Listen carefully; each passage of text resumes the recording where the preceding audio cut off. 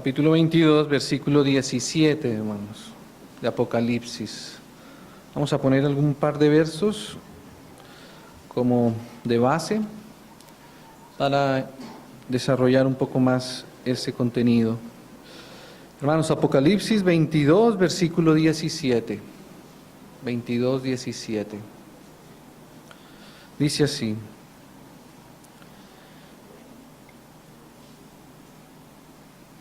Perdón, versículo 12 primero, hermanos. 22, 12. Dice así, dice, he aquí, yo vengo pronto, y mi galardón conmigo, para recompensar a cada uno según sea su obra, dice el Señor Jesús. He aquí, yo vengo pronto, ¿no? El Señor aquí está anunciando acerca de su venida, que es lo que nosotros anhelamos hoy día y por lo cual esperamos también del Señor. Amén. Hay que tener en cuenta este verso que es muy diciente para nosotros. Dice, he aquí yo vengo, o sea que nuestro oído debe ser afinado a anuncio del Señor Jesús, que Él viene, hermanos, Él viene. Ahora sí, el versículo 17 dice, y el Espíritu, este Espíritu es con E mayúscula, el Espíritu Santo, pero no solamente el Espíritu, sino dice, y la esposa, dicen, hermanos, o sea que, como bien sabemos nosotros, su iglesia, la cual el Señor quiere tener junto con Él, entre su iglesia, algunos entrarán a las bodas, y algunos de su iglesia también serán entonces esta esposa. Y entonces este versículo nos da también algunas pistas de lo que dice la esposa, o sea que uno podría estar atento al oído de lo que dicen los hijos de Dios, y conforme lo que digan podemos entonces captar si es la voz también de la esposa, que concuerda también juntamente con la del Espíritu, hermanos. Nosotros tenemos que unir nuestra voz y unirla a la voz del Espíritu Santo, porque el Espíritu es el que dice esto, o sea, esto es un anhelo del Espíritu, ¿no? Y el Espíritu está en cada uno de sus hijos, o sea que si cada uno de sus hijos, cada uno de nosotros atendemos el mensaje del Espíritu, lo que hay en la intención del Espíritu Santo, tenemos que concordar en esta frase, en este clamor del Espíritu junto con la iglesia. Entonces dice, y el Espíritu y la esposa, estos es el clamor de la esposa también, o sea que nosotros podemos saber si estamos en dirección de la esposa del Cordero, también si en nuestra boca, en nuestro corazón dice esto, y el Espíritu y la esposa dicen ven, ¿no? Y entonces dice, y el que oye diga ven, y el que tiene sed venga, y el que quiera tome del agua de la vida gratuitamente. Esto es lo que quiere el Señor, y con lo que corresponde el Espíritu Santo, y también quiera el Señor, corresponde en nuestros corazones. El versículo 20 dice, el que da testimonio de estas cosas, dice, ciertamente vengo en breve. Entonces, hermanos, estos versos nos hacen referencia acerca de la venida del Señor Jesús, acerca de el regreso de nuestro Rey aquí en la tierra. Y como leíamos, hermanos, en el versículo 12, el Señor nos anuncia que Él viene, pero Él agrega algo más ahí, a esa frase, y dice, y mi galardón conmigo. O sea que el Señor Jesús viene, y viene con galardón. El Señor quiso revelarnos también esta parte del galardón en medio de su venida. Ciertamente, nuestra mira, nuestros ojos, nuestro corazón está puesto en el Señor, pero el Señor mismo es el que viene, y Él dice que viene, y no viene de cualquier manera, no viene para cualquier manera, sino que Él viene con su galardón, ¿no? Dice, y su galardón conmigo. Entonces, con la ayuda del Señor, hermanos, quisiera ver un poco que pudiéramos en el Espíritu poder considerar algunas cosas referente a lo que implica el galardón del Señor, nosotros estamos a las puertas ya del regreso del Señor Jesús, y entonces esto es muy importante para nosotros, para cada una de las iglesias, para cada uno de sus hijos, poder considerar en nuestros corazones acerca de lo que el Señor mismo nos ha revelado respecto a su venida y respecto al galardón que Él quiere darnos cuando Él venga. El anhelo del corazón del Señor es justamente esto, que Él pueda tener consigo a todos sus hijos, que pueda estar Él viviendo eternamente, morando eternamente en nuestros corazones y también con nosotros, y entonces Él también querrá darnos de sus riquezas, que es el mismo, que es una expresión del mismo. Amén, hermanos. Entonces la Biblia nos enseña que Él viene con su galardón. Hermanos, si nosotros pudiéramos tomar los versos que nos hablan acerca del galardón en la palabra del Señor, podríamos hacer dos grandes grupos. Por esta vez podríamos decirlo así. Hay algunos galardones que tienen que ver con la iglesia del Señor. Es decir, cada uno de los galardones es entregado a cada uno de sus hijos de manera individual. Pero la Biblia nos habla acerca de algunos galardones que tienen que ver con la disposición nuestra, con la disposición de cada uno de sus hijos respecto a la obra que el Señor adelanta aquí en la tierra hasta hoy día. Y esa obra es la edificación de la iglesia del Señor Jesús. Así que hay muchos versos que nos hablan acerca del galardón respecto a la iglesia del Señor Jesús para cada uno de sus hijos. Y otro grupo de recompensa, otro grupo de galardón que el Señor menciona en su palabra, tiene que ver con el edificar cada uno su corazón. Es decir, podríamos decir que unos galardones tienen que ver con la obra individual que el Señor quiere hacer en cada uno de nosotros, y otro grupo de galardones, otro tipo de recompensas que el Señor anuncia y de lo cual hay gran detalle también en la Biblia, tiene que ver con la edificación de su casa, con lo que el Señor pueda hacer en nuestros corazones respecto a la obra de Él, hermanos. Cuando en la vida cristiana nosotros nacemos del Señor, estos son los dos capítulos que tienen que ir avanzando juntamente en nosotros, que tienen que ir madurándonos. Llega un momento donde nosotros llegamos a ser hijitos, como recordaba esta mañana mi hermano. Hijitos es una primera instancia, una primera etapa de nuestra vida cristiana en el Señor. Cuando nacemos nos hacemos hijos, cuando nacemos del Señor entonces somos hijos.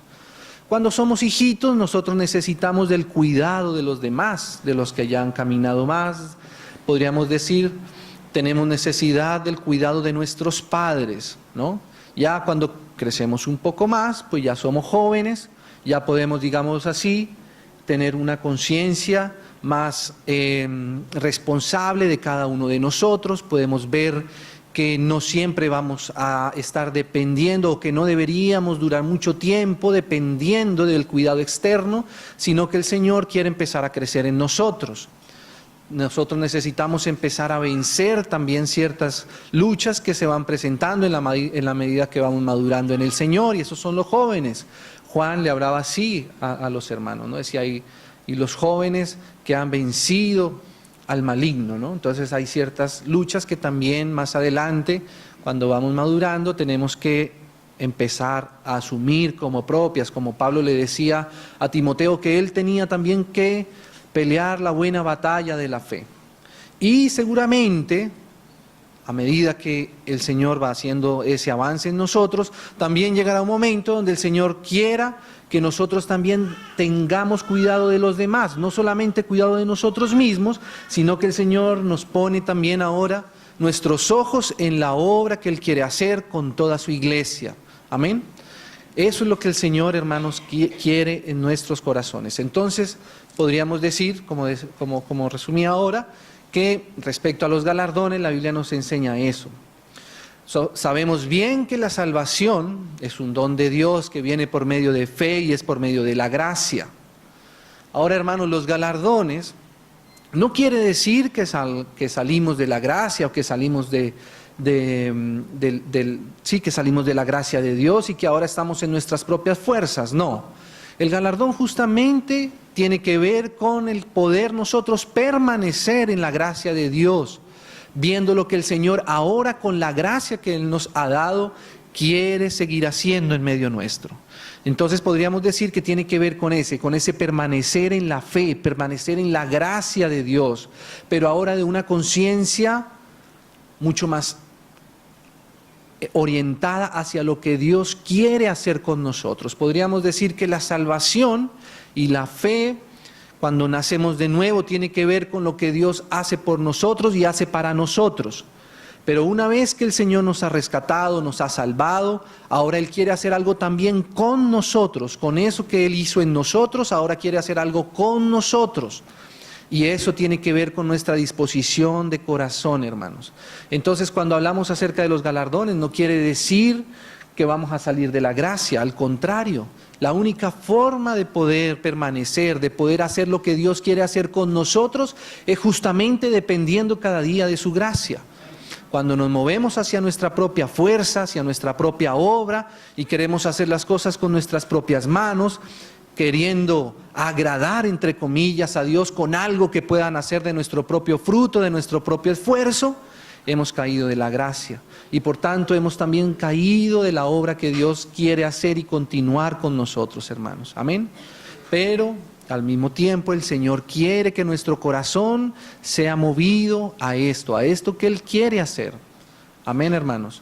Vamos a leer un verso también que está en 2 de Timoteo, capítulo 4, versículo 6. Esta es una epístola, como sabemos, de la vejez del apóstol Pablo. Entonces Pablo ha caminado ya con el Señor y ha madurado y ahora tiene esta conciencia, hermanos. Mire esta conciencia que había en el apóstol Pablo. Dice, porque yo ya estoy para ser sacrificado y el tiempo de mi partida está cercano. Entonces fíjese cómo Pablo reconocía que ya estaba cerca la partida de él con el Señor, y ese tiempo, mire cómo ese tiempo le había servido a Pablo para comprender esto. Dice, he peleado la buena batalla. O sea que Pablo tenía certeza en su espíritu de que era pelear la buena batalla.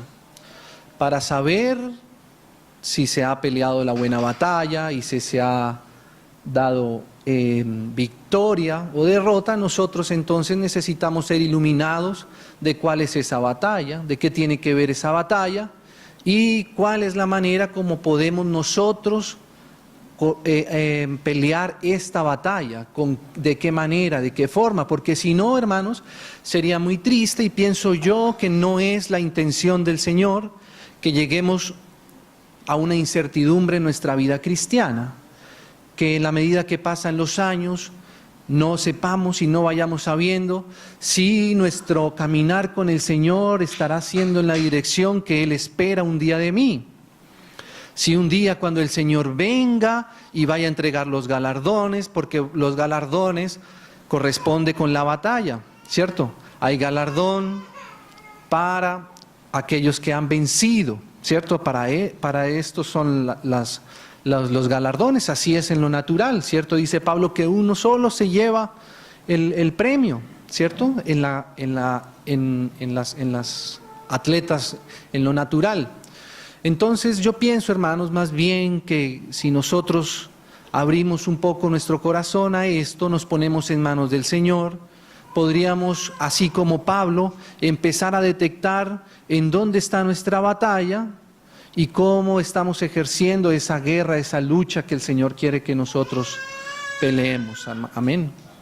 Hermanos, cuando el Señor Jesús, allá en Mateo 16, le dijo a los hombres que decían de quién era el Señor. Entonces sabemos, ahí vino la revelación del Padre a Pedro, y Pedro dijo, oh, tú eres el Hijo del Dios viviente, tú eres el Cristo.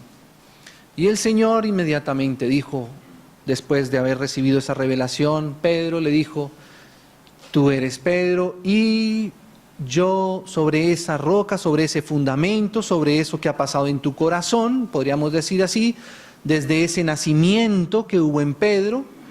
El Señor no le dijo a Pedro que la obra que él iba a hacer paraba ahí, sino que le dijo a Pedro que él iba a edificar su iglesia. Amén. Y esa es la obra en la que nosotros, una vez nacimos de Dios, estamos involucrados de parte de Dios. Pero el Señor también le continuó diciendo a Pedro, eso fue algo que el Señor Jesús mismo dijo, y las puertas del Hades no prevalecerán contra ella. De eso se trata la guerra. Y por eso entonces también hay galardón, porque la guerra y la lucha, ¿cierto? Hay que pelearla. Y si hay victoria y el Señor quiere que obtengamos esa victoria, entonces también habrá recompensa y habrá galardón por haber cruzado esa batalla. Entonces, hermanos, Pablo dice así, dice, he peleado la buena batalla, he acabado la carrera, he guardado la fe. Y el versículo 8 dice así, por lo demás, me está guardada la corona de justicia. Mire cómo Pablo tenía esto establecido en su corazón. Pablo no está hablando aquí acerca de que él tiene certeza de que ha nacido de nuevo. No está diciendo Pablo aquí que tiene certeza que el Señor Jesús lo ha rescatado. Eso ya él lo tenía por sentado, ¿cierto? Fíjese, hermanos, cuánto tiempo después pasó y el enemigo quitó esa certeza del corazón de la iglesia. Y en lo general, por supuesto que siempre ha habido fidelidad en medio de la casa de Dios, pero en lo general, en la mayoría, durante muchos años, la iglesia, los hermanos mismos no tenían certeza en su corazón si eran o no eran hijos de Dios, si había o no había llegado la salvación a su corazón, ¿no? Solamente después de muchos años, 1500 y tantos años, todas estas verdades volvieron otra vez como a establecerse en el corazón de la iglesia como general. De tal manera que gracias al Señor hoy día, por los hermanos que fueron alumbrados, por los hermanos que volvieron y retornaron otra vez sus ojos a la palabra, tenemos esa certeza en el corazón de que somos hijos de Dios. Amén. Pero fíjese una cosa, hermanos, Pablo aquí está teniendo certeza todavía de algo más allá, ¿no? Está teniendo certeza de una corona que le está guardada a él. Y entonces él habla aquí acerca de la corona de justicia, ¿no? Y en la Biblia, hermanos, aparecen varias coronas. Por lo menos en el Nuevo Testamento se hace referencia a 5 tipos de coronas, ¿no? Y esa corona tiene que ver con el galardón. Esa corona tiene que ver con el resultado de algo que el Señor logró en el corazón de Pablo y que un día cuando el Señor venga y venga con su galardón, entonces esa certeza de Pablo va a ser evidente para todos nosotros, ¿no? Entonces Pablo tenía esto por cierto, dice, por lo demás me está guardada la corona de justicia, la cual me dará el Señor, juez justo, en aquel día, el día que Él venga y su galardón venga consigo. Pero mire lo que Pablo dice acá, dice, y no solo a mí, sino también a todos, porque hermanos, ¿sabe qué? La recompensa que el Señor quiere dar es para todos. El Señor quiere darnos a todos de su herencia, el Señor quiere darnos a todos de su riqueza. Hermanos, estas riquezas del Señor, estas recompensas, estos galardones, no son cosas solamente externas, se reflejan en lo externo. Un día nosotros en el milenio veremos a hermanos identificados como Pablo con esa corona de justicia. No sabemos qué forma tenga, pero vamos a saber claramente que esa es una corona de justicia. Pero esa corona de justicia involucra algo que pasó en la vida de estos hermanos durante la fase de la edificación de la iglesia, que es la ahora en la que nosotros estamos viviendo hoy día. Entonces mire lo que significa esa corona. Dice, y no solo a mí, sino también a todos los que aman su venida. O sea que podemos nosotros, hermanos, tener esta certeza de Pablo, si nosotros amamos la venida del Señor Jesús, entonces también tendríamos la corona de justicia que identifica a aquellos que amamos o que amaron la venida del Señor Jesús, hermanos. O sea que una cosa es solamente ser hijos y otra cosa es amar su venida y su retorno, amar la venida del Señor Jesús. Amén. Eso nos dice claramente la Biblia, que si alguien ama su segunda venida, que si alguien ama la venida del Señor, así como Pablo sabía que él había amado y que él amaba y esperaba el regreso del Señor, daría entonces el Señor la corona de justicia. Pero entonces, hermanos, ¿qué es amar entonces la venida del Señor Jesús? Porque amar se corresponde, o más bien uno podría decir que lo que uno hace, lo que hay en nuestros corazones, es lo que sale, ¿cierto? Es lo que se ejecuta en nuestra vida. Conforme lo que nosotros amamos, por eso es lo que nosotros procuramos. Lo que nosotros amamos es lo que cuidamos. Lo que nosotros amamos es lo que nos interesa.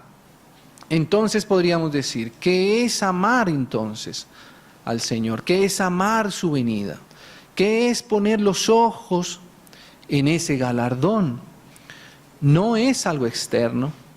Ahí tenemos que tener cuidado. Algunas veces se teme hablar un poco acerca de los galardones justamente por lo que decía antes, porque es como si pensáramos que entráramos en una competencia de nuestro propio esfuerzo, pero no es así. Tiene que ver con el espacio que nosotros demos al Señor en nuestros corazones. Amén, hermanos. Entonces, con estos versículos de base, hermanos, quisiera que con la ayuda del Señor hoy pudiéramos ver algunos pequeños detalles de lo que el Señor habla respecto a estos galardones, a esta recompensa que el Señor nos quiere dar, y en este caso, como decía, un poco hablando de ese grupo de galardones en donde el Señor habla de los galardones respecto a su iglesia, a cada uno, pero respecto de lo que el Señor haya podido lograr de espacio en nuestros corazones respecto a su iglesia. Amén. No vamos a hablar de los galardones que el Señor tiene de nuestro cuidado interior como individuos, sino acerca de los galardones que el Señor habla respecto a lo que Él pueda ganar en nuestros corazones de su iglesia. Amén.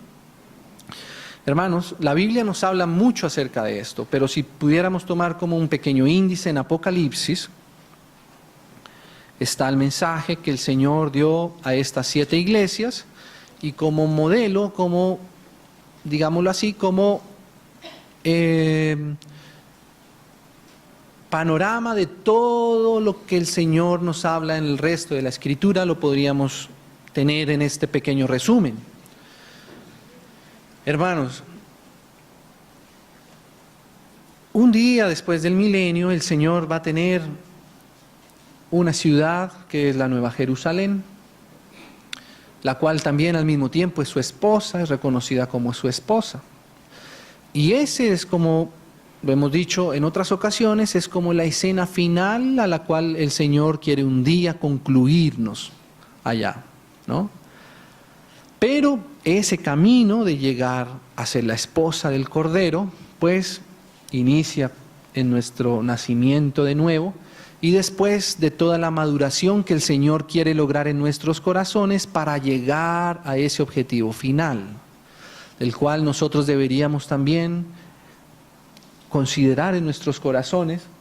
Si esto es lo que el Señor quiere, entonces nuestro corazón debería ir moviéndose cada vez más con mayor conciencia, con mayor conocimiento, por supuesto con mayor dependencia de su Santo Espíritu, porque solo por su Santo Espíritu es que podemos ser alumbrados nosotros, pero, como decíamos, al mismo tiempo batallando para que el enemigo no robe nuestra atención de ese objetivo final que el Señor quiere con todos sus hijos.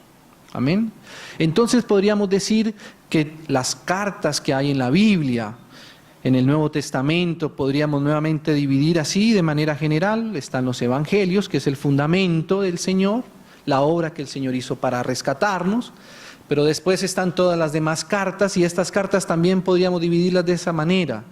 Las cartas que son escritas para la iglesia, las que tienen nombre de carta para iglesia, Corintios, Tesalonicenses, Filipenses, Efesios, ¿cierto? Hablan acerca, por decirlo así, de lo que el Señor quiere que nosotros vayamos logrando en el tiempo para irnos estableciendo en ese terreno final que es la Nueva Jerusalén. Para la Nueva Jerusalén, nosotros en nuestro interior estamos siendo preparados desde ahora. Cada una de las iglesias locales, cada una de las ciudades, ¿cierto?, deberían estar siendo conformadas hoy a ese modelo de Nueva Jerusalén. Amén. Eso es lo que el Señor quiere en nosotros. Y están las otras cartas que hablan más de lo personal, como Timoteo, como Filemón, Tito. Así que el Señor siempre lleva estos dos aspectos avanzando simultáneamente, entrelazados, ¿cierto?, pero en avance. Amén. Entonces, cuando nosotros vemos aquí en Apocalipsis, podríamos tener como ese resumen de todo lo que corresponde a la obra del Señor en lo corporativo, en lo que tiene que ver con la edificación de su ciudad, o sea, de su iglesia en cada ciudad. Hoy día, en esta etapa en la que estamos, la iglesia está en la ciudad, la iglesia está en cada una de las ciudades, pero el Señor quiere que un día, y eso va a ser allá en la Nueva Jerusalén, la ciudad sea la misma iglesia, porque ya toda la ciudad, ¿cierto?, ha comprendido lo que es la casa de Dios, lo que es la iglesia de Dios. Amén. Entonces, hermanos, vamos a tomar algunas, vamos a esperar el Señor hasta donde nos concede, en el capítulo 2 de Apocalipsis. Mis hermanos, yo sé que conocen bien estos pasajes. Empieza con el mensaje a Éfeso, Esmirna, Pérgamo, Tiatira, Sardis, Filadelfia y Laodicea.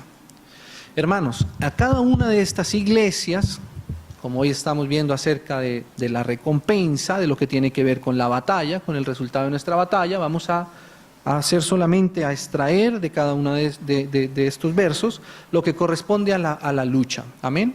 Hermanos, estas 7 iglesias podrían darnos, como decía, un marco general de los distintos tipos de luchas, de los distintos tipos de pruebas y de batallas que el Hades, recuerden que esto fue avisado por el Señor Jesús cuando dijo que iba a edificar su iglesia, que el Hades va a intentar usar para que la iglesia del Señor no se avance en cada una de estas ciudades. El Señor escogió esta región de Asia, eran iglesias que estaban relativamente cercas unas de las otras, para que llegaran hasta hoy y nosotros pudiéramos también tener luz acerca de lo que también podría estar pasando en cada una de nuestras ciudades, en cada una de nuestras iglesias locales hoy día, ¿cierto? El Señor dice así a cada una: el que tiene oído, oiga lo que el Espíritu dice, ¿cierto?, a las iglesias, aunque cada una de estas cartas tenía un nombre propio.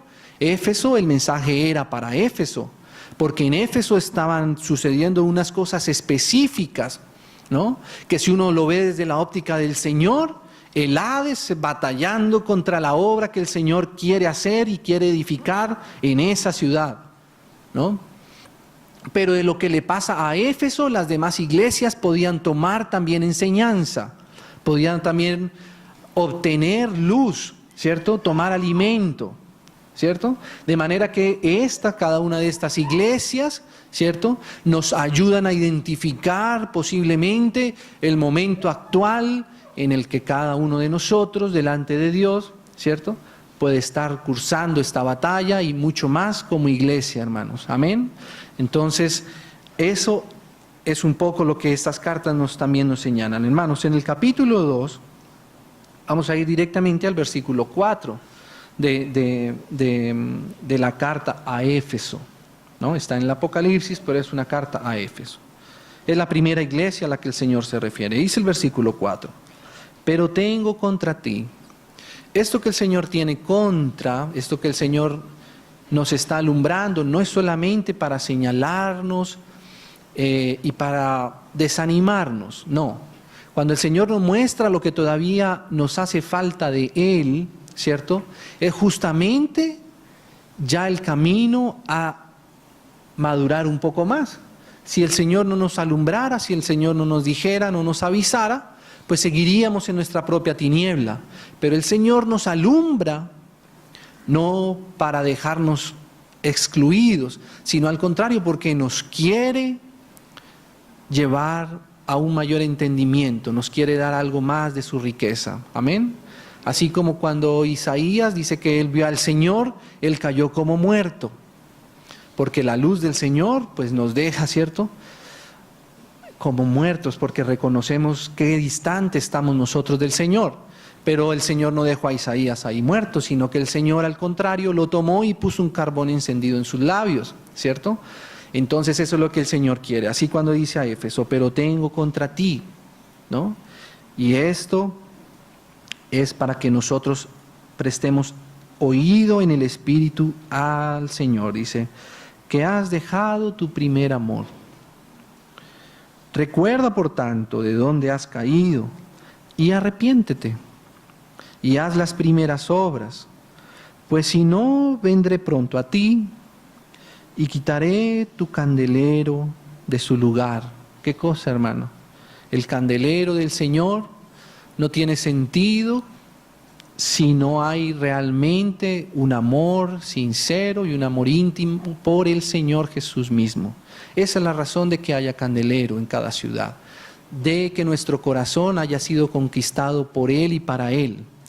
Pero dice así, dice, de tu lugar, si no te hubieres arrepentido. Entonces, hermanos, aquí tenemos a una iglesia, que es Éfeso, corresponde a una ciudad, a una iglesia local. Aquí ya en esta iglesia había una conciencia de iglesia local, de iglesia del Señor en esta ciudad, y habían aparecido incluso muchas obras del Señor, pero había pasado justamente eso, que se había perdido el primer amor, o sea, había perdido lo esencial, hermanos, porque ¿saben qué es lo que el Señor está haciendo desde el principio, cuando Él decidió hacer, cuando Él decidió tener una creación y tener unos hijos y tener hombres, mujeres que estuvieran con Él por toda la eternidad? Lo que movió el corazón del Señor hacia eso fue justamente el amor. Y el Señor quiere que nosotros comprendamos su amor. Ese amor del Señor es una cosa que nosotros tenemos que ir descubriendo la profundidad, como dice Efesios, que ese amor tiene unas medidas, longitud, anchura, profundidad, ¿cierto? Y hermanos, en ese amor, como leíamos también esta mañana algunos versos, es en que nosotros tenemos que estar siempre establecidos. Cuando nosotros ponemos el amor del Señor como nuestro foco, ahí nosotros podemos seguir avanzando hacia Él. Cuando la iglesia se ha movido del amor de Dios, de lo que el Señor quiere lograr en nuestros corazones, ahí, hermanos, se ha detenido el avance del Señor. ¿Por qué, hermanos? Recordemos una cosa, cuando nosotros vemos al final del Apocalipsis, nosotros vemos las bodas del Cordero, un matrimonio del Señor con sus hijos, y ese es el punto final de lo que se nos muestra en la palabra de Dios, el objetivo final del Señor, ¿no? Entonces quiere decir que desde el Génesis hasta el Apocalipsis, lo que el Señor ha querido hacer es conquistar el corazón de su amada, de su esposa, que somos nosotros sus hijos, es el corazón que Él quiere conquistarnos, ¿no? Pero para ganar nuestros corazones, ¿cierto? Él tiene que esperar a que nosotros respondamos a su amor, que su amor nos conquiste, que nosotros podamos enamorarnos del Señor. ¿Y qué es enamorarnos del Señor? ¿A qué se refiere el Señor con ese matrimonio entre Cristo y la iglesia? Quiere decir que es lo que el Señor quiere vivir con nosotros, que nosotros compartamos todo lo que es de Él, que lo que es de Él pase a ser nuestro y tengamos una vida para siempre con el Señor. Esos son los aspectos del matrimonio que el Señor reveló y fue revelando cada vez más por su palabra. Fíjese una cosa, hermanos, en el Génesis, cuando termina toda la parte del hombre, la escena final es Adán en matrimonio con Eva, ¿cierto? Y el árbol de la vida y el árbol de la muerte, digámoslo así, porque a fin de cuentas pues era el árbol de la muerte. Y justo después de eso viene la tentación de Satanás y el hombre decide comer del árbol de la sabiduría, de la ciencia, del bien y del mal, y que a la postre le llevaría a la muerte, ¿cierto? Ahora fíjese una cosa, mira ahora aquí lo que dice capítulo 2 de Apocalipsis, versículo 7. El que tiene oído, oiga lo que el Espíritu dice a las iglesias, y al que venciere, ¿y qué es lo que tenía que vencer Éfeso? Justamente eso, justamente lo que el enemigo había hecho en medio de la iglesia. De alguna manera sutil, el enemigo había hecho que el corazón de la iglesia en Éfeso ya no estuviera en su primer amor, ya no concordara con el objetivo principal y primario que Dios había revelado para que hubiese candelero en esa localidad, en esa ciudad. Entonces, este es el asunto, esa es la lucha. Dice, al que venciere esta situación, ahora dice, le daré a comer del árbol de la vida. Y esto nuevamente nos hace poner nuestros ojos en el Génesis. ¿Qué fue lo que hizo el hombre, hermanos? Una vez el hombre tuvo su esposa, Adán tuvo su esposa y Eva tuvo su esposo, ¿cierto? Vino Satanás, vino el diablo, ¿cierto? A conquistar el corazón del hombre, pero a conquistarlo para él. O sea, a que el hombre no aceptara la propuesta de Dios, no aceptara la propuesta de vivir eternamente con Dios, de que el hombre tuviera un matrimonio en espíritu, porque él ya se había casado, ¿cierto? Él ya tenía ese amor en su alma, de uno por el otro, ya estaba la familia, pero en espíritu el hombre tiene que entregarse de todo su ser y de todo su corazón a la vida de Dios, y esa vida de Dios estaba en el árbol de la vida. Esa vida que había en el árbol de la vida era la vida eterna de Dios. O sea, lo que Dios quería era que el hombre viviera eternamente con Él, ¿cierto? Como el Señor Jesús dijo cuando le preguntaron acerca del divorcio y todo eso. El Señor dijo que cuando Dios había establecido el matrimonio, Él lo había pensado, lo había hecho para que nosotros viviéramos el matrimonio para siempre en lo natural, ¿cierto? O sea que eso demuestra lo que hay en el corazón de Dios para con sus hijos, para con su iglesia. Entonces, lo que quiere el Señor, justamente cuando el hombre coma del árbol de la vida, es vivir ese amor que hay de Dios para con el hombre. Y ahí es donde Satanás se interviene, y entonces el corazón del hombre es conquistado por la propuesta del maligno, y ahí el hombre pasó a la muerte, ¿no? Esa fue la conquista del corazón de Adán y de Eva, definido por la propuesta del maligno. Y entonces dice, al que venciere le daré a comer del árbol de la vida. ¿Qué quiere decir esto, hermanos? Que justamente esto es lo que había en el corazón de Dios para con el hombre. Que el hombre un día reconociera su amor y tomara del árbol de la vida, o sea, hubiese ese matrimonio, hubiese esa vida, ese traspase de la vida de Dios hacia el hombre, ¿no? Y ese era el árbol de la vida. Ahora la iglesia está en esa misma situación. Nosotros estamos para cumplir, para hacer la obra que el hombre estaba también, que estaba delante del hombre allá en el huerto del Edén. El hombre debió haber comido del árbol de la vida, pero no lo hizo justamente porque perdió su corazón. En un momento su corazón fue conquistado por otra cosa, por el enemigo, por la sutileza de Satanás, poniendo delante de sus ojos muchas cosas. Y el corazón del hombre cedió ante eso. Por eso ahora, hermanos, la iglesia puede retornar y puede establecerse, y si vencemos nosotros, si permanecemos en el amor de Dios, en el amor que nos lleva a vivir una vida eternamente con Él, a vivir para Él de todo nuestro ser, tendremos acceso otra vez al árbol de la vida, como dice aquí, el cual está en medio del paraíso de Dios. Hermano, usted se imagina lo que es para el Señor, que el hombre coma del árbol de la vida con toda su intención, con toda su voluntad, con todo su amor, con todo lo que eso involucra para Dios. Eso es lo que el Señor quiere. Y eso, hermanos, eso es una recompensa. Esto es para el que venza, para el que logre establecer su corazón en esta posición. ¿Cuál posición? La posición del primer amor. la posición de entender que vivimos para Dios, que la iglesia, hermanos, es para Dios, que lo que el Señor quiere hacer en cada una de nuestras ciudades, en cada una de nuestras iglesias, es que un día nosotros podamos ser presentadas como su esposa, cada una de las iglesias. Esto, hermanos, esto es un galardón del Señor. ¿Ve? Esto es algo más de la salvación, porque podemos ser salvos, pero que nuestro corazón no le pertenezca a Él todavía. ¿Ve?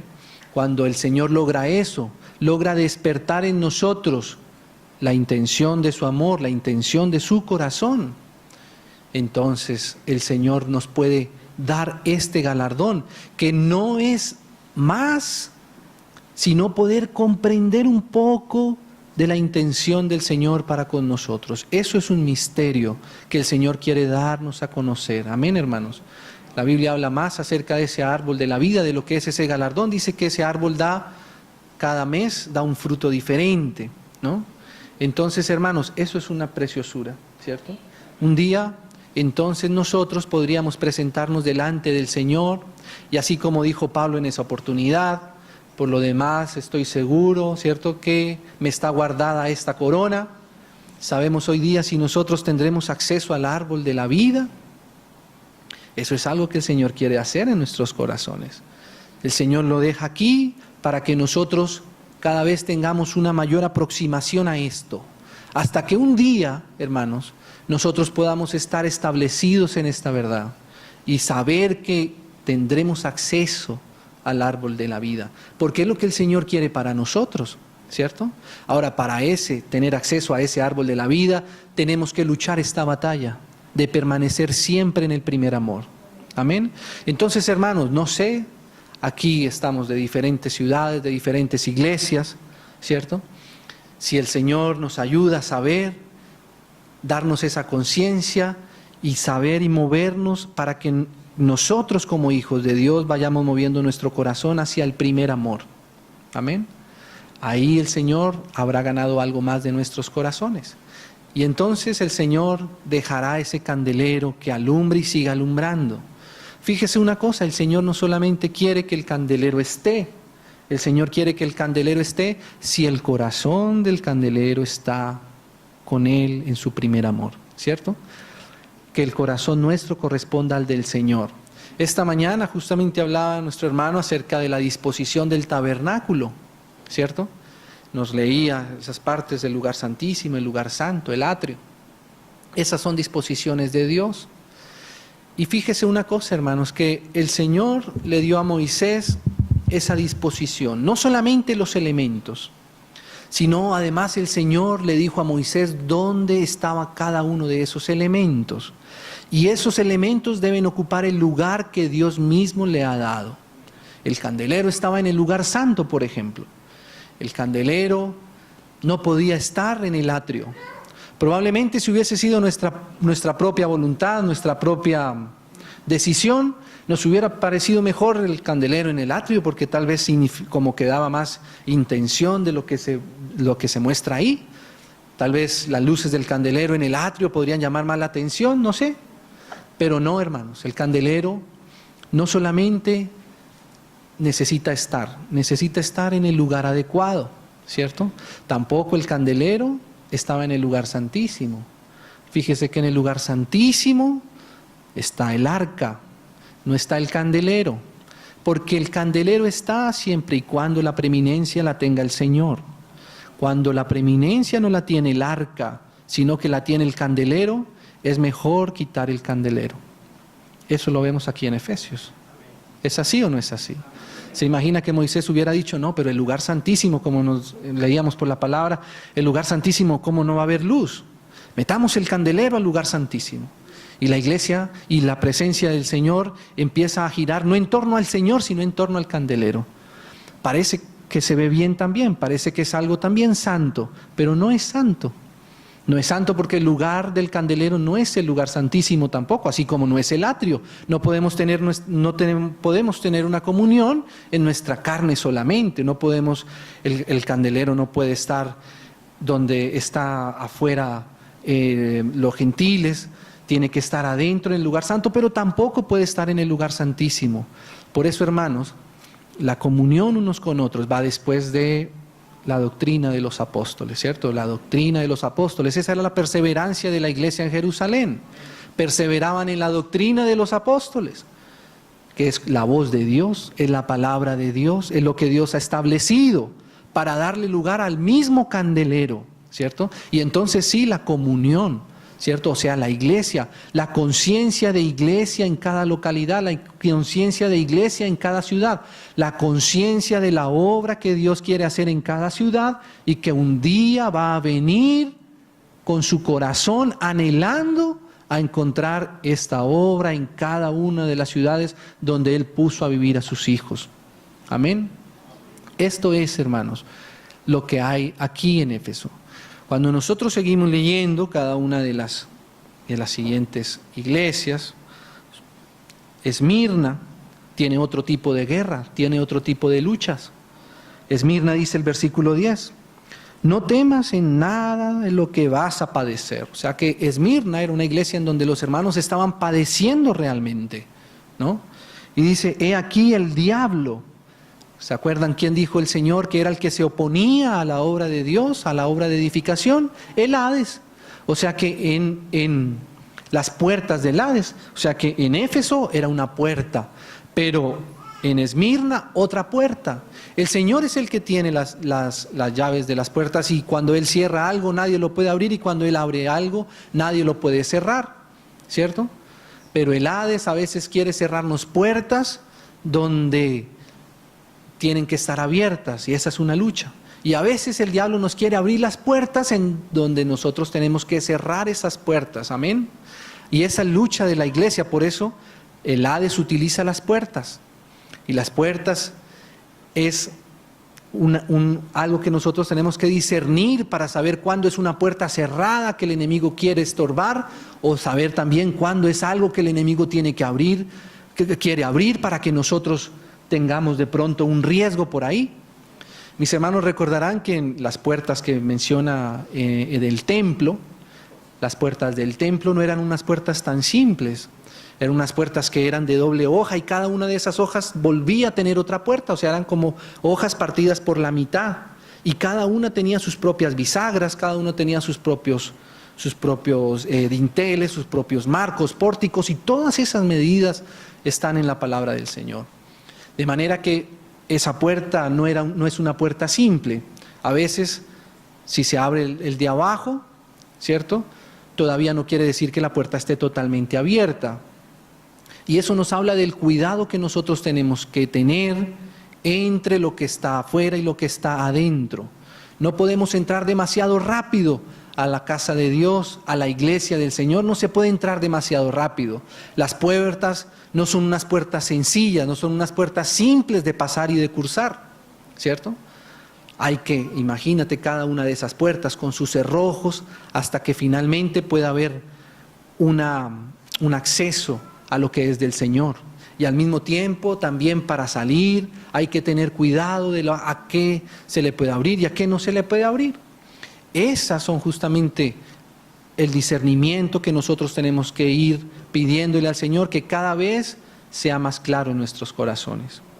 Hermanos, estábamos aquí en Apocalipsis, en el capítulo 2, el versículo 10. No temas en nada lo que va a padecer. He aquí el diablo, mire el diablo.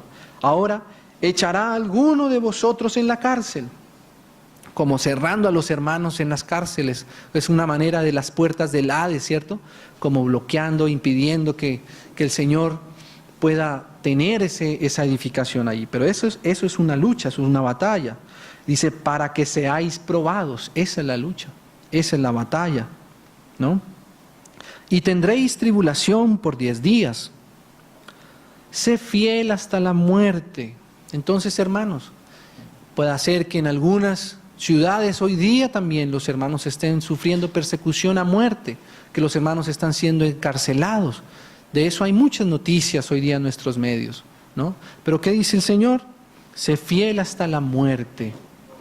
Y entonces, si esa es nuestra victoria, ser fieles hasta la muerte, si en la iglesia donde tú estás hay una persecución de este tipo, entonces dice, yo te daré Ahora la corona, mira, otra corona dice, yo te daré la corona de la vida. O sea que algunos hermanos, cuando nosotros veamos en el milenio, algunos hermanos con la corona, con una corona sobre sus cabezas, que identificaremos como la corona de la vida, podremos entender que esos hermanos, cuando estábamos aquí en la tierra, dieron su vida por el Señor. Y por eso, entonces ellos tienen ese galardón. Amén. Así que hermanos, todos aquellos hermanos que han sido mártires, les corresponde la corona de la vida. ¿Ve? Ellos perdieron su vida, entonces el Señor les da la corona de la vida. Ellos no estimaron su muerte, ¿cierto? No estimaron el morir, entonces el Señor les recompensa justamente con la corona de la vida. ¿Se imagina, hermanos, encontrarnos en el milenio con hermanos que porten esa corona?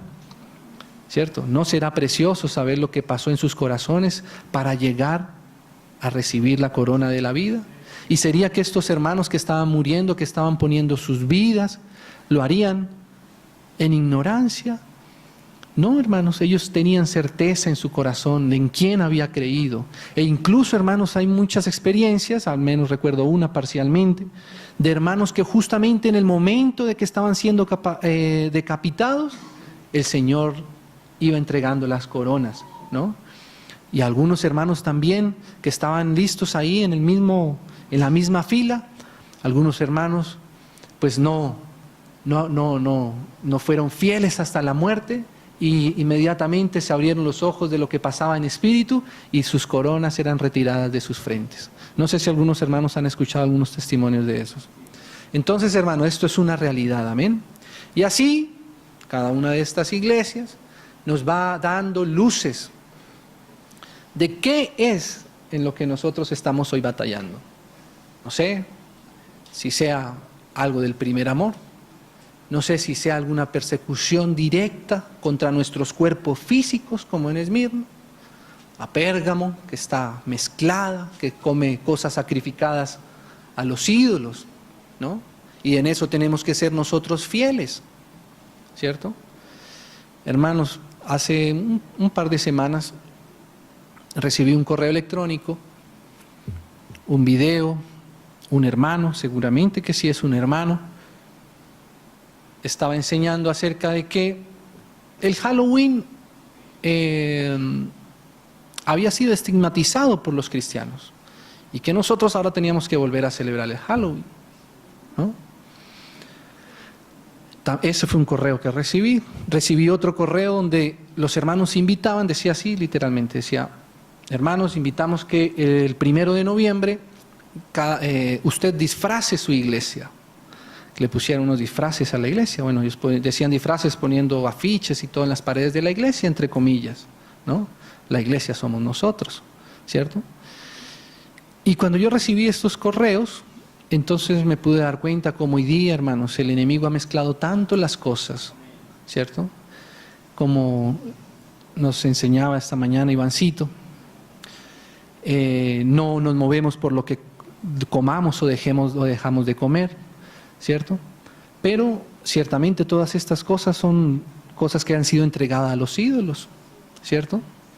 Y no se sabe diferenciar lo que es santo de lo que es profano. Y esa es una batalla que el enemigo libra hoy. Nos quiere dejar celebrando fiestas, ¿cierto? Nos quiere dejar haciendo las cosas que hacían los paganos que eran contra de Dios hace tanto tiempo. Y eso es una mezcla, ¿cierto? La iglesia tiene que diferenciar qué es del Señor y qué no. Porque para eso también hay victoria, para eso también hay galardón. El Señor les dice a la iglesia en Pérgamo, donde había habido un hermano que había muerto, Antipas, ¿cierto? Por ser un testigo fiel, ¿no? A veces el Señor levanta uno que otro Antipas, ¿cierto? Que pueden, entre comillas, como ser, aguarnos la fiesta, ¿cierto? Porque es el que nos dice que la iglesia no se debe disfrazar, ni que nuestros niños no se deben disfrazar. Y entonces ese Antipas le tocaba poner su propia vida para avisar las cosas que estaban mezcladas en la iglesia. Y Antipas murió y el Señor lo reconoce y se lo recuerda a los hermanos. Así como mi siervo fiel Antipas, ¿cierto? Murió en medio vuestro en esos días, porque Pérgamo, dice la Biblia ahí, era una ciudad, era una iglesia que estaba establecida donde dice, donde tiene su trono Satanás. ¿no? O sea que a veces hay ciudades que están bajo un ambiente espiritual bien pesado, bien denso, donde se puede casi, hermanos, sentir, oler la obra de Satanás.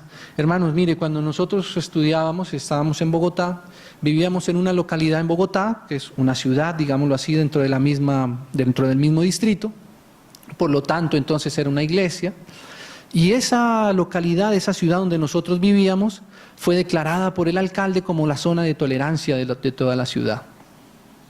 Así que muchas cosas que estaban prohibidas en todo el resto de Bogotá, allá en donde nosotros vivíamos no era prohibido, ¿sí? Y hermano, ciertamente cuando uno estaba ahí, en esas noches, los viernes, los jueves, hermano, era una presión tan tremenda que tú podías ver casi a Satanás sentado encima de esa ciudad. Pero ahí en medio de eso, donde Satanás quiere poner su trono, Dios quiere levantar su obra. Y Dios quiere también que hayan vencedores. Amén. Aunque las condiciones sean difíciles, aunque la ciudad esté en libertinaje, aunque los alcaldes permitan muchísimas cosas, esas también son estrategias del enemigo para que su iglesia no sea edificada. Pero si su iglesia es edificada, si las batallas son ganadas, entonces el Señor le dice así, le dice: yo entonces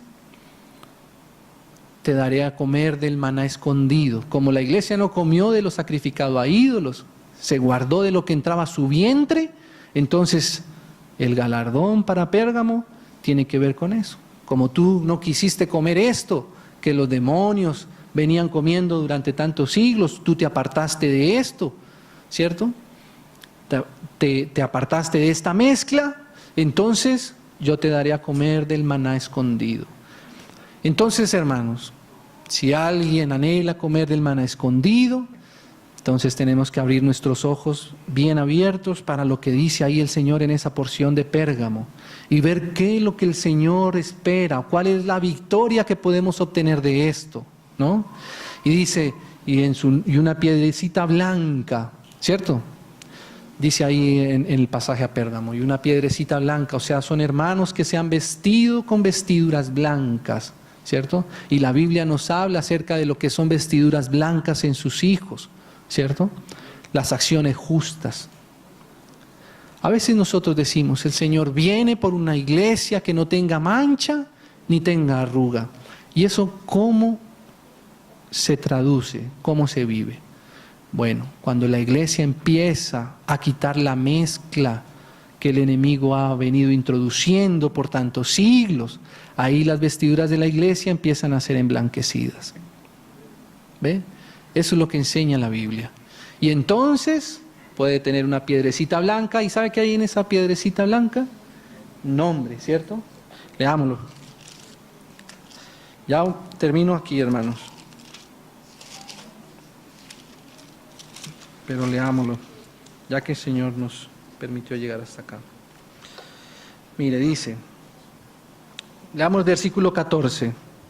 Pero tengo unas pocas cosas contra ti que tienes ahí a los que retienen la doctrina de Balaam, que enseñaba a Balaam a poner tropiezo, fíjese las cosas que son tropiezo ante los hijos de Israel, a comer cosas sacrificadas a los ídolos. Hermano, solamente si usted entra a Wikipedia y pone lo que dice Wikipedia, o sea, ni siquiera es un libro cristiano, ni siquiera es un escrito cristiano, y usted pone lo que dice Wikipedia acerca del Halloween, ahí se va a dar cuenta, ¿cierto?, lo que realmente eso implica. Y estoy hablando de ese porque me acuerdo ahora, pero hay muchas cosas que nosotros deberíamos investigar un poco más. No sea que nosotros estemos bailando y danzándole al mismo Satanás sin darnos cuenta, ¿no? Hay que a veces poder detectar un poco eso. Dice, a comer las cosas sacrificadas a ídolos y a cometer fornicación. Fornicación también en ese sentido espiritual, ¿cierto? O sea, sí, soy cristiano, pero también, ¿cierto?, tengo otras cosas de otras corrientes, algunas paganas, otras incluso directamente satánicas. A veces no lo sabemos, pero el enemigo es así de sutil. Si no nos damos cuenta, hermanos, y no estamos atentos, ¿sabe qué quiere hacer Satanás con nosotros? Zarandearnos como al trigo, ¿cierto? Y nosotros podemos fallar en eso, dice. Y también tienes a los que retienen la doctrina de los nicolaitas, que también es otro asunto, la que yo aborrezco. Entonces dice el versículo 17, el que tiene oído, oiga lo que el Espíritu dice a las iglesias. Por eso decimos que estos galardones tienen que ver, sí, con cada uno, pero con cada uno amando, con cada uno anhelando lo que el Señor quiere que aparezca en cada iglesia. Amén. Al que venciere le daré a comer del maná escondido y le daré una piedrecita blanca, y en la piedrecita escrito un nombre nuevo, el cual ninguno conoce, sino aquel que lo recibe. O sea, es algo que el Señor tiene para cada uno de sus hijos, que logren quitarle a lo del Señor toda la maleza. Por eso el Señor entonces también nos da algo único, ¿no? Algo genuino para cada uno, algo que es de Él para cada uno de nosotros. Si nosotros también ponemos nuestro corazón solamente para el Señor, pero si a nosotros a lo del Señor le agregamos lo de aquí, le agregamos lo de allá, toleramos lo de aquí, toleramos lo de allá descuidadamente, entonces el Señor también se queda sin la posibilidad de darnos a nosotros algo particular para cada uno de nosotros. Amén, hermanos. El Señor nos ayude, dejemos hasta aquí, pidámosle al Señor que Él nos ayude a tener claridad. Amén. Como decíamos, hermanos, esto es para nosotros, el Señor nos lo quiere dar. Oramos. Amén.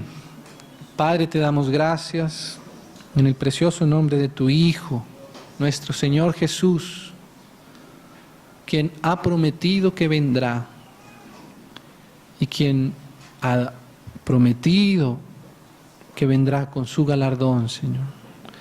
Señor, tú eres nuestro galardón mismo. Señor, tú eres aquello que anhela nuestro corazón profundamente. Y por eso queremos recibir de ti todo lo que tú tienes en tu corazón para dárnoslo. No queremos, Señor, ser descuidados. No queremos dejarte con la mano extendida, Señor. Queremos estar atentos para que nada de lo tuyo se pierda en nosotros. Gracias por cada prueba que tú nos concedes aquí en la tierra, como iglesia. Porque ciertamente, Señor, tú estás mostrando tu victoria a tu enemigo. Tú estás mostrando tu victoria, Señor, también en nuestros corazones. Señor, conquista cada día más nuestros corazones para ti, porque tú eres el amor, Señor, que nos ha llenado. Gracias, Señor. En el precioso nombre de tu Hijo descansamos y te pedimos que abra nuestros ojos para ver nuestras batallas y poder, Señor, tomar la posición que tú has querido darnos en cada lugar. Gracias, Señor. Ven, Señor Jesús. Te esperamos, te anhelamos. Concédenos prepararnos para estar delante de ti ese día, que podamos tener certeza en nuestros corazones de cuáles fueron las batallas, de cómo tu mano poderosa, Señor, fue venciendo al enemigo aquí en la tierra. Gracias, Padre, en el nombre precioso de Jesús. Amén. Digno es el Cordero